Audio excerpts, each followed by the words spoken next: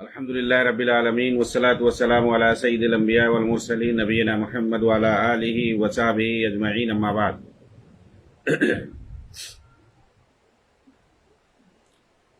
قال الله تعالى في كلامه المجيد: أعوذ بالله من الشيطان الرجيم، بسم الله الرحمن الرحيم. إن الصلاة كانت على المؤمنين كتابا موقوتا. محترم ناظرین کرام اور دیگر سامعین،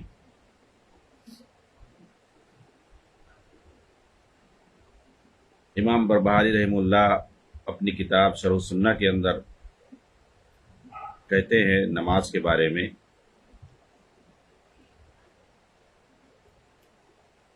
کہ جو صحیح حالت میں ہو وہ وقت پہ نماز پڑھے گا جماعت کے ساتھ.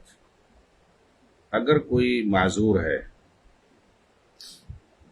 اور وہ نماز کو وقت پر نہیں پڑھ سکا، یا معذور سے جیسے کوئی سو گیا یا کوئی سفر کی حالت میں ہے، یا اسی طرح سے نماز کا وقت اس وقت وہ بے ہوش ہو گیا یا اور کوئی حالت ہو گئی، جب بھی اس کو یاد آئے گا اس وقت اس کو پڑھنا پڑے گا. مسافرین کے لیے اور یہ بھی چھوٹ ہے کہ دو وقت کو ایک ساتھ جمع کر کے پڑھ لے، جس کو جمع بین الصلاتین کہتے ہیں، یہ مسافرین کے لیے. ورنہ جو حقیقت ہے وہ یہ ہے، جیسا کہ قرآن کے اندر اللہ تعالیٰ نے فرمایا ان الصلاۃ کانت علی المؤمنین کتابا موقوتا، کہ اس کا ایک وقت مقرر کیا ہوا ہے. فرض نماز کا ایک وقت مقرر ہے، اسی وقت میں اس کو پڑھنا ضروری ہے.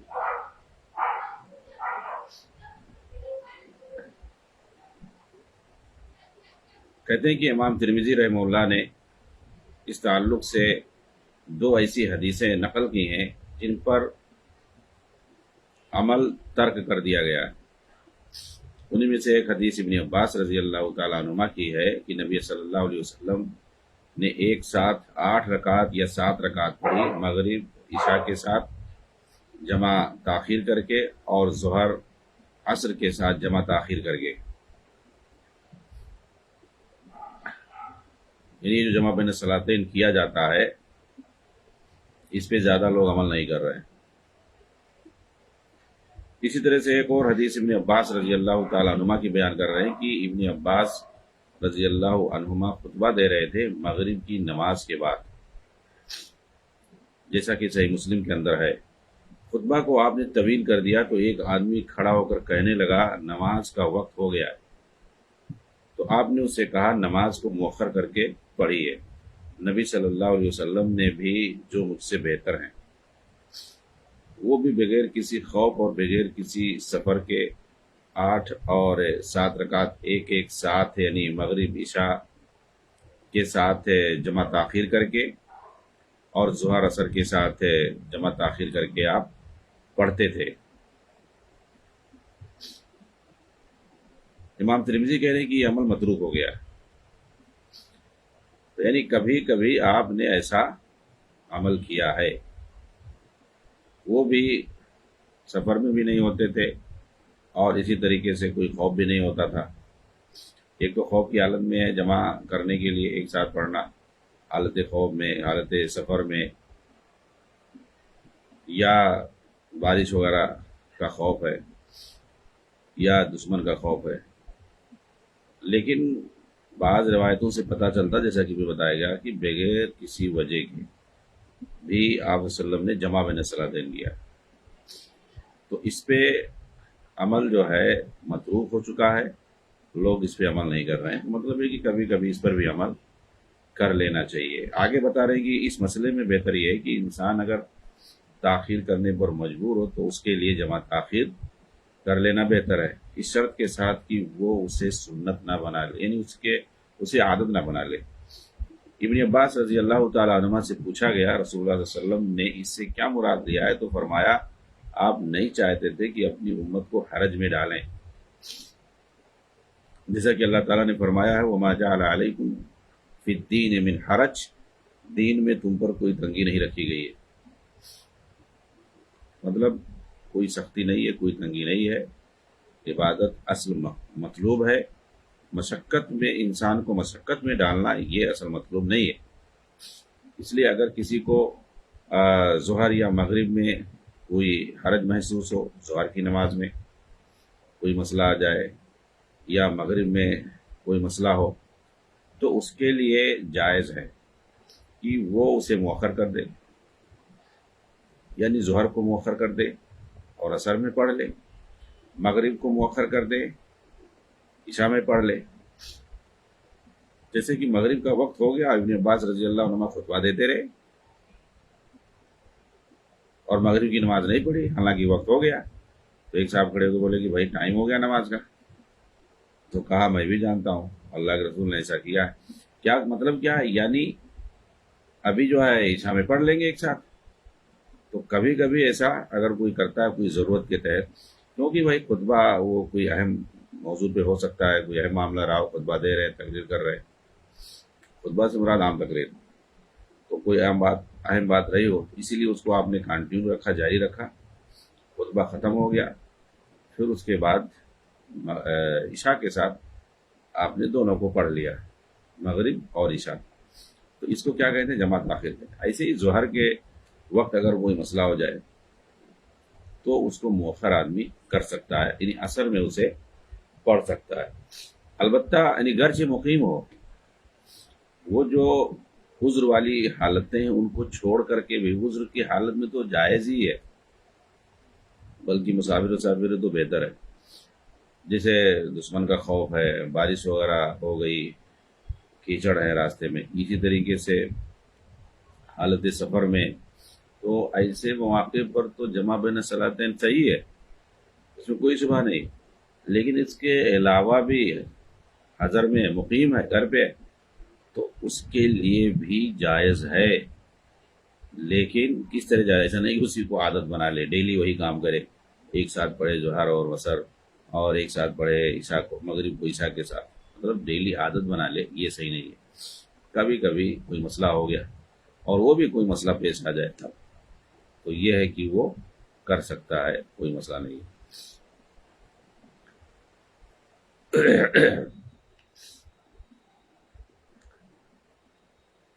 لیکن جو ہے یہ کہہ رہے ہیں کہ بہت سارے ائمہ مجتہدین کا یہی کہنا ہے کہ کبھی کبھی ایسا کر سکتا ہے، جیسا کہ حدیث سے ثابت ہے۔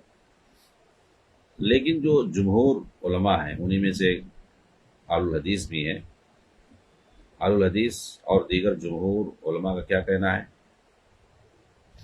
کہ اگر مقیم آدمی ہے تو اس کے لیے ضروری ہے کہ وہ وقت ہی پہ پڑھے، جو نماز کا وقت ہے اسی میں وہ پڑھے۔ اور یہ جو جمع تاخیر اور جمع تقدیم والی بات بتائی گئی ہے، یہ مسافر کے لیے ہے، مقیم کے لیے نہیں ہے۔ مقیم اسی صورت میں پڑھے گا، یعنی دو نمازوں کے درمیان جمع اسی صورت میں کرے گا، چاہے تقدیم یا تاخیر، جب اس کے پاس واضح عذر ہو، جیسے کہ وہ بیمار ہو یا اسی طریقے سے بارش ہو رہی ہو، تیز بارش ہو رہی ہو، نہیں پہنچ پایا، تو یہ تو باقاعدہ اتفاق کے ساتھ ہوگا کہ امام جو اعلان وغیرہ کر دے کہ جو ہے چلیے مغرب عشاء ایک ساتھ پڑھ لیتے ہیں۔ اسی طریقے سے ایک مستحاضہ عورت کے لیے بھی جائز قرار دیا کہ وہ جمع بین الصلاتین کر سکتی ہے۔ تو ایسا کوئی واضح عذر ہونا چاہیے تبھی، لیکن جو ہے بغیر عذر کے تو ان لوگوں کے یہاں صحیح نہیں۔ اس کے لیے کہہ رہے ہیں کہ جائز ہوگا یہ جو عذر والے ہیں کہ وہ ایک نماز کو دوسری نماز تک مؤخر کر دیں یا مقدم کر دیں اپنی آسانی کے حساب سے۔ لیکن وہ مقیم جس کے پاس کوئی عذر نہ ہو، بغیر کوئی کسی عذر کے، تو وہ جو ہے کیا کرے گا؟ وقت ہی پہ پڑھے گا۔ جمہور اہل علم کے نزدیک یہ ہے کہ ساری نمازوں کو ان کے اوقات ہی پہ پڑھے گا۔ اس طریقے سے ان کے نزدیک جو مقیم کا حکم ہے وہ مسافر کے حکم سے بالکل الگ ہے۔ اور جو لوگ جائز قرار دیتے ہیں ان کے نزدیک بھی مقیم کا حکم مسافر کے حکم سے مختلف ہے، کیونکہ ایک مقیم سخت ضرورت ہی کے وقت جمع کر سکتا ہے، اور اس شرط کے ساتھ کہ اسے عادت نہ بنا لے۔ تو جو لوگ جائز قرار دے رہے ہیں ان کی یہاں بھی یہ ہے کہ مسافر کی طرح نہیں ہے، مسافر کے لیے تو برابر صحیح ہے، لیکن اس کے لیے ایسا نہیں کہ عادت بنا لے، اور دوسرے یہ کہ سخت ضرورت ہو تبھی ایسا کر سکتا ہے۔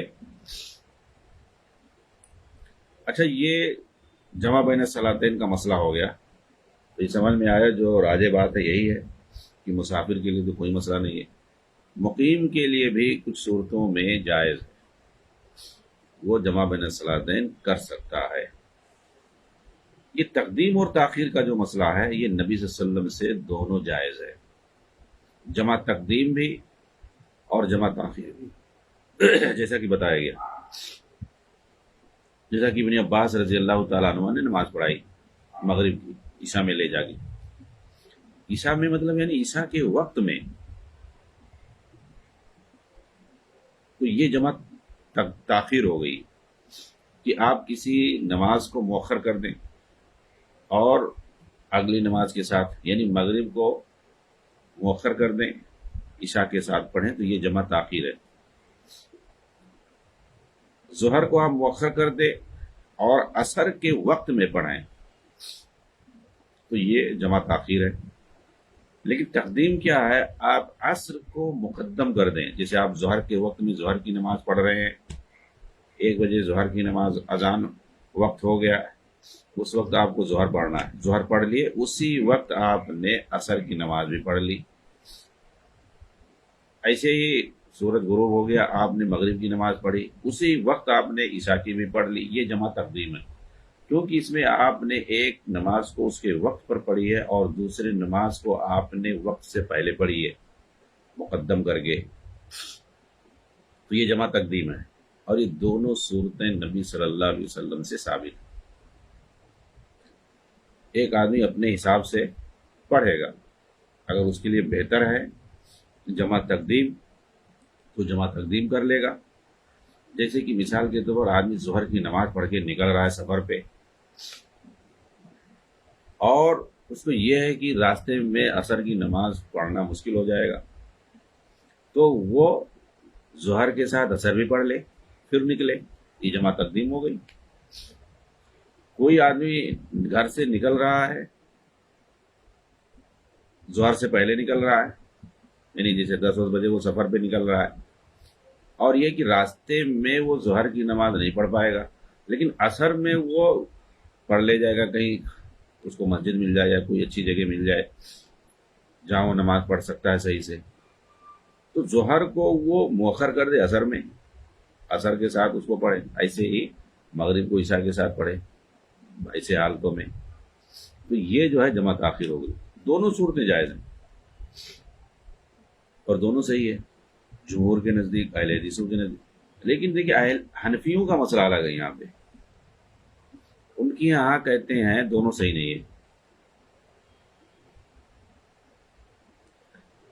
نہ ہی جمع تقدیم صحیح ہے نہ ہی جمع تاخیر صحیح ہے۔ وہ اللہ کے نبی نے کیا ہے، صحابہ نے کیا ہے، پھر بھی نہیں ان کی یہاں صحیح۔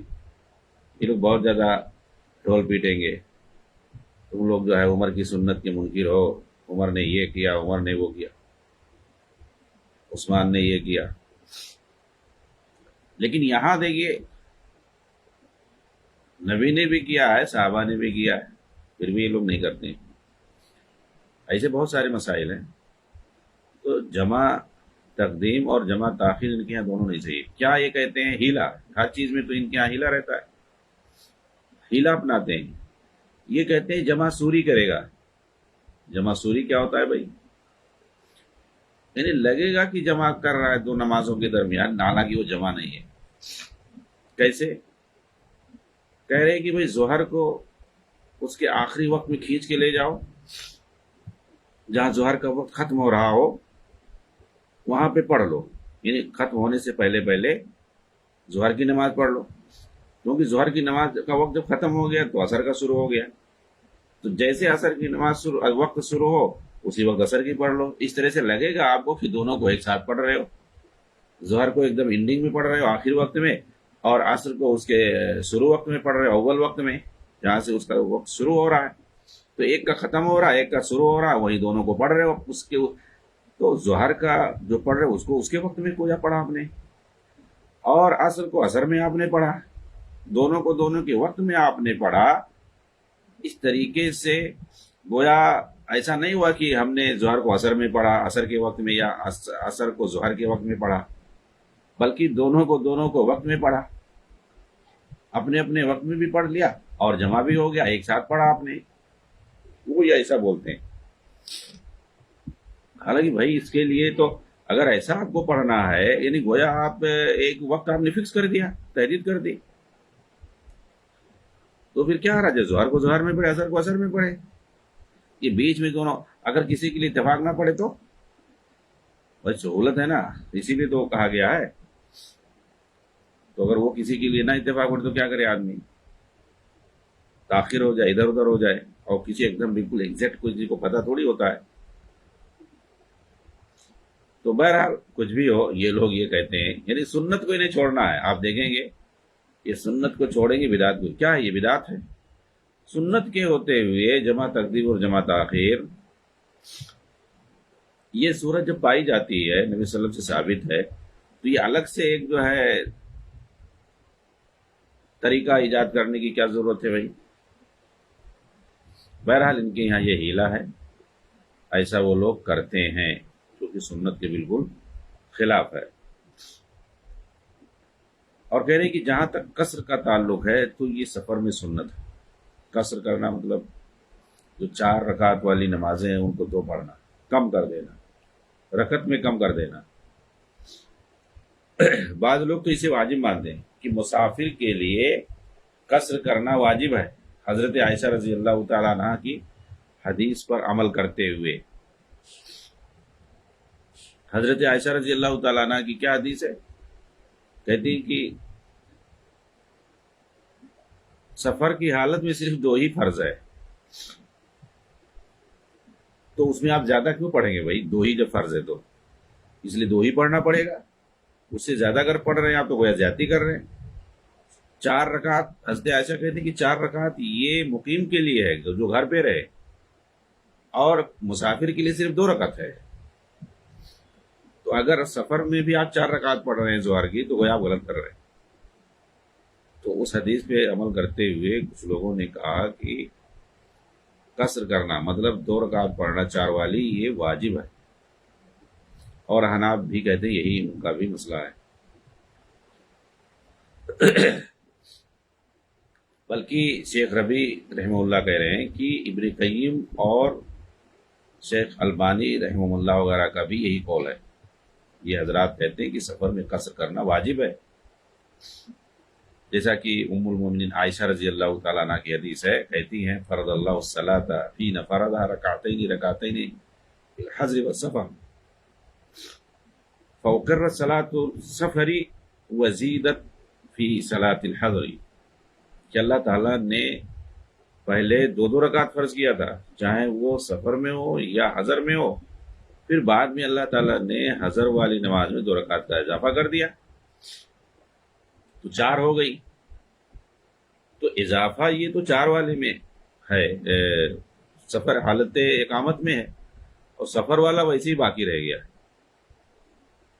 چنانچہ کہتی ہیں کہ نماز اصل میں 2 رکعت فرض ہوئی تھی پہلے، پھر سفر کی نماز اپنی اصلی حالت میں باقی رکھی گئی، اور حالت اقامت کی نمازوں میں زیادتی کر دی گئی. سو جو لوگ مسافر پر قصر کو واجب سمجھتے ہیں وہ اسی حدیث سے استدلال کرتے ہیں جو وجوب قصر پر دلالت کرتی ہے. اور امام شافعی اور دیگر جمہور علماء کی رائے یہ ہے کہ قصر جو ہے یہ ایک رخصت ہے اللہ کی طرف سے، واجب نہیں ہے، اور اللہ کو پسند ہے کہ اس کی رخصتوں پر عمل کیا جائے، جس طرح سے اسے یہ بھی پسند ہے کہ اس کے واجبات پر عمل کیا جائے. تو یہ رخصت ہے، اس کو واجب نہیں کہہ سکتے.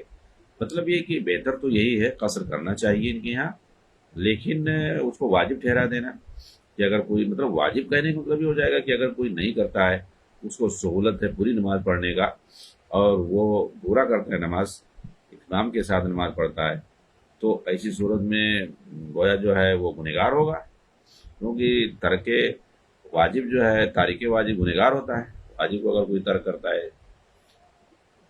لیکن اگر آپ یہ کہیں کہ یہ سنت ہے، سنت موقدہ ہے، یا جو اللہ کی طرف سے رخصت ہے، جیسا کہ بعض حدیثوں کے اندر اس کی طرف اشارہ ملتا ہے، تو مطلب اگر کوئی اہتمام بھی کرتا ہے تو اس کو کم سے کم گناہ تو نہیں ملے گا، بلکہ حضرت عثمان رضی اللہ تعالیٰ عنہ کی حدیث ہے کہ وہ پورا نماز پڑھتے تھے سفر میں۔ ان سے جب پوچھا گیا کہ آپ پورا پڑھتے ہیں، تو آپ نے کہا کہ میں پورا پڑھنے پہ قادر ہوں، مجھے کوئی پریشانی نہیں ہوتی ہے، اس لیے میں پڑھتا ہوں۔ تو ایسے ہی بعض آیتوں سے اسے سمجھ میں آتا ہے کہ مطلب یہ کہ دو پڑھنا قصر کے ساتھ اس کو واجب کہنا یہ مناسب نہیں ہے۔ راجح قول یہی ہے کہ اگر دو پڑھتا ہے، قصر کے ساتھ پڑھتا ہے نماز مسافر، تو اس کے لیے جائز ہے، کیونکہ سفر میں اللہ نے یہ رخصت دی ہے، تو اس سے فائدہ اٹھائے، پڑھے۔ اور اگر کوئی نہیں پڑھتا ہے، پورا پڑھتا ہے، 4 رکعت پڑھتا ہے، اس کو طاقت ہے پڑھنے کی اور بہت زیادہ پریشانی بھی نہیں، سہولت ہے، آسانی ہے پڑھنے میں، تو کوئی حرج نہیں ہے، اس پر بھی کوئی حرج نہیں ہے، وہ پورا پڑھ سکتا ہے۔ اس کے بعد جو ہے مصنف رحمہ اللہ سونے اور چاندی کے اندر زکوٰۃ کے بارے میں بیان کر رہے ہیں۔ عقیدے اور منہج کے اندر یہ ساری چیزیں بیان کرتے ہیں احکامات وغیرہ کے تعلق سے، کیونکہ اس میں بڑے بڑے اختلافات ہوتے ہیں، لوگ انکار کر رہے ہوتے ہیں، تو بہت سارے مسلمہ مسائل جن کا کچھ لوگ انکار کرتے ہیں تو اس کو عقیدے میں شامل کر لیا جاتا ہے کہ نہیں ہم اس کو مانتے ہیں۔ چنانچہ کہتے ہیں وَالزَّكَاةُ مِنَ الذَّهَبِ وَالْفِضَّةِ وَالتَّمَرِ وَالْحُبُوبِ وَالدَّوَابِ عَلَى مَا قَالَ رسول اللہ صلی اللہ علیہ وسلم فَإِن قَسَمَهَا فَجَائِزٌ وَإِنْ آتَاهَا الْإِمَامَ فَجَائِزٌ، کہ زکوٰۃ واجب ہے سونے، چاندی، کھجور، غلہ اور چوپایوں میں، سب کے اندر، اسی طرح سے جیسے اسی طریقے سے بالکل جیسا رسول اللہ صلی اللہ علیہ وسلم نے فرمایا ہے۔ بس اگر اسے خود سے آدمی تقسیم کر دیتا ہے، فَإِن قَسَمَهَا فَجَائِزٌ، اگر آدمی تقسیم کر دیتا ہے خود ہی، یعنی وہ زکوٰۃ نکالا جو بھی نکلا، اور وہ جو زکوٰۃ کے جو مصارف ہیں اس کے جو مد ہیں وہاں وہ خرچ کر دیتا ہے فقراء میں، مساکین میں، اسی طریقے سے مسافرین جو بھی ہے، خاص طور سے فقراء اور مساکین میں جو کہ آسانی سے مل جاتے ہیں، وہ خرچ خود ہی سے جمع کر دیتا ہے، خرچ کر دیتا ہے، تو یہ بھی صحیح ہے۔ وَإِنْ آتَاهَا الْإِمَامَ فَجَائِزٌ، اور اگر وہ حاکم وقت کو دیتا ہے تاکہ جو ہے حکومتی پیمانے پہ تقسیم کیا جائے تو بھی جائز ہے، کوئی مسئلہ نہیں ہے۔ اب یہ زکوٰۃ خوارج کے یہاں اور روافظ کے یہاں یہ طریقہ بھی نہیں ہے، بلکہ خوارج تو سختی سے منع کرتی کہ حکام کو دے ہی نہیں سکتے، جو لوگ حکام کو دیتے ہیں طاغوتوں کو دینا چاہیے، نہیں دینا چاہیے، وہ لوگ مخالفت کرتے ہیں۔ یہ لوگ اپنی جماعت، اپنا جو پیر اور مرشد اور امیر چنتے ہیں اور اس کے ہاتھ میں بیعت کرتے ہیں، اور سختی سے اپنے پیروکاروں کو کہتے ہیں کہ تم اپنا زکوٰۃ جو ہے اپنے امیر کو دو۔ یہ لوگ اپنے حساب سے، اور یہ پوچھ بھی نہیں سکتے، وہ جیسا چاہے گا خرچ کرے گا اپنی جماعت پر۔ جی ہاں، یہ خوارج جو کہ خفیہ تنظیمیں بناتے ہیں، اور یہ ہمیشہ سے رہا، آج بھی ہیں ایسی تنظیمیں اور جماعتیں جو خوارج کے طرز پہ اور یہ حکام کو دینے کو جائز نہیں سمجھتے ہیں۔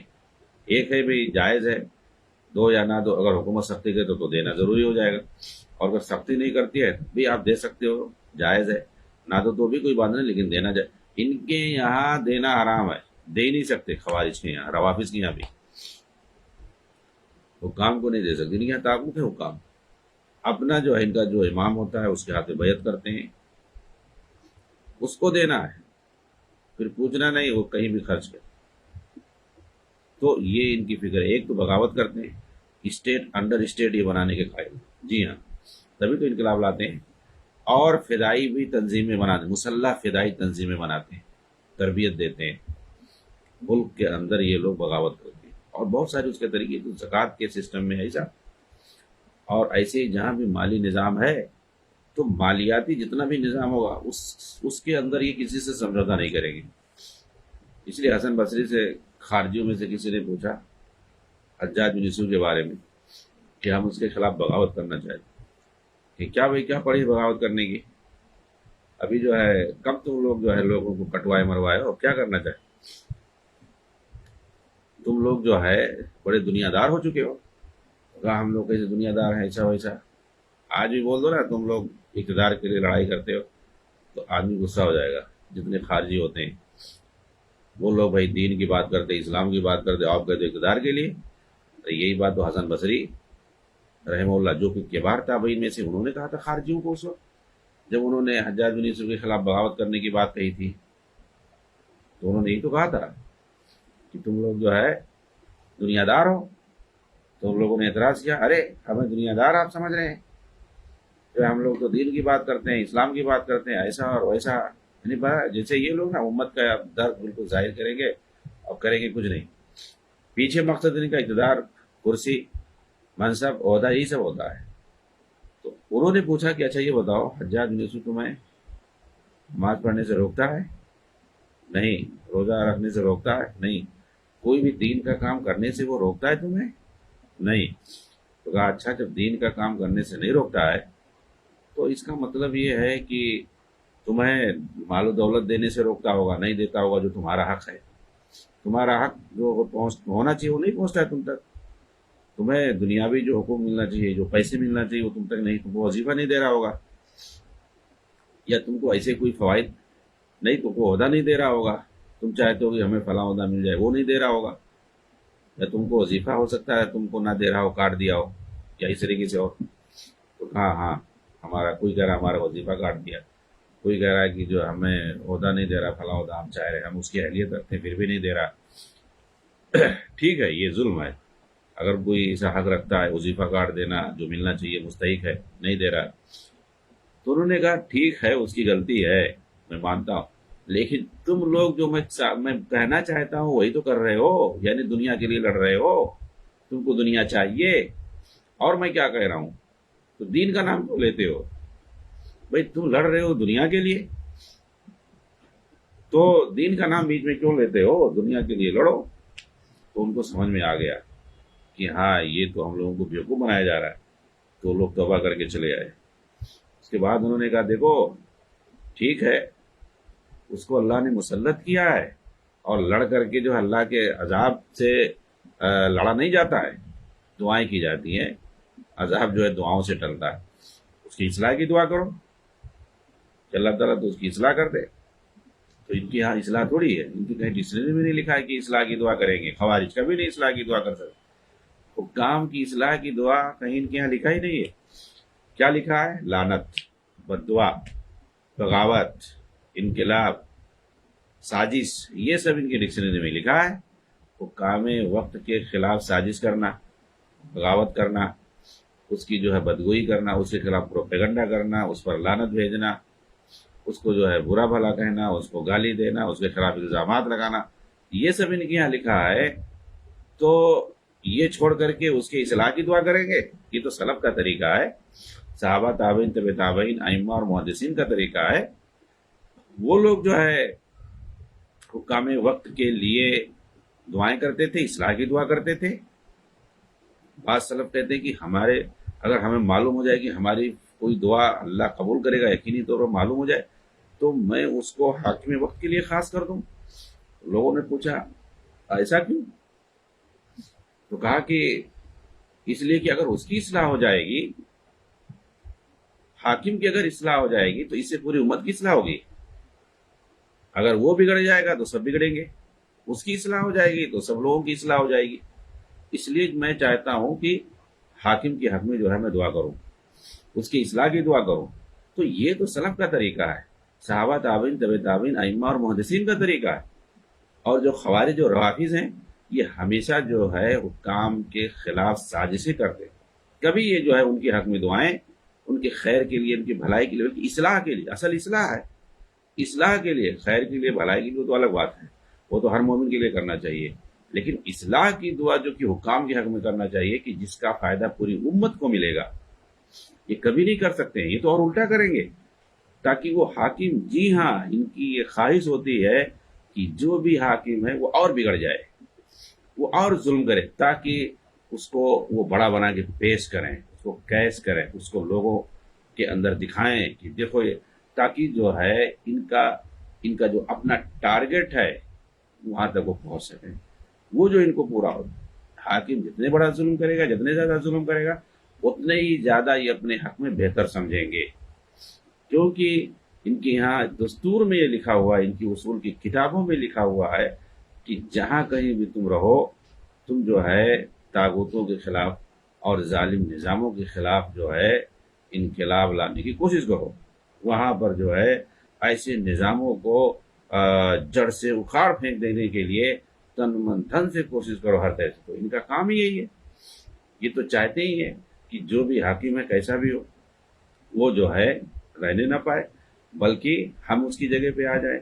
تو اصل تو یہ تو اقتدار کے لیے لڑتے ہیں، کرسی کے لیے لوگ لڑتے ہیں، تو یہ کبھی نہیں چاہیں گے کہ حاکم کے حق میں اصلاح کی دعا کرے، پھر تو جو ہے انہیں حکومت ملنی نہیں، اقتدار اور کرسی اور عہدہ ملنا نہیں، تو ان کا فائدہ کیا ہوگا؟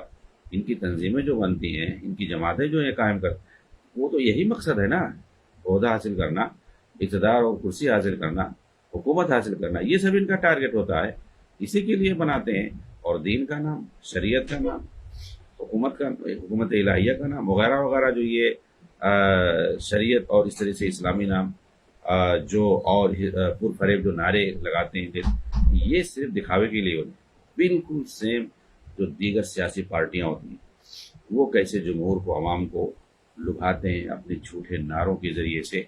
کوئی آ کے بول دیا کہ جو ہے ہم ہر سال 2 کروڑ جو ہے تم کو نوکری دیں گے، کوئی آ کے بول دیا کہ جو ہے جیسے میں آؤں گا فوراً جو ہے تمہارے کھاتے میں 15 لاکھ آ جائے گا، تو بالکل اب دیتا کچھ نہیں ہے، کہنے کو وعدے کر دیں گے، اور جو پچھلی حکومت ہے اس کی برائی کریں گے، اور اپنا خیر خواہ بننے کی کوشش کریں گے عوام کے، اور ان کے لیے وعدے پر وعدے کریں گے۔ تو ایسے یہ لوگ بھی وعدے کر دیں، جیسے اور سیاسی پارٹیاں ہوتی ہیں، کرتی کچھ نہیں ہے، صرف عوام کو دھوکہ دیتے ہیں، آ کر کے 4-5 سال لوٹتے ہیں، پھر وہ چلے گئے، دوسری جماعت آ گئی کہ جو ہے وہ آ کے کہیں گے دیکھو ان لوگوں نے اپنا وعدہ نہیں نبھایا، ہم آئیں گے تو وعدہ نبھائیں گے۔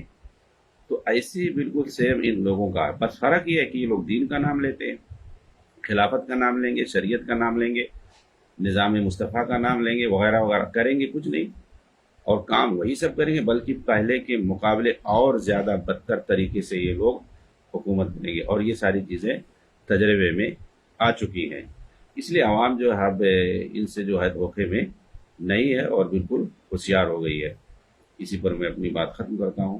السلام علیکم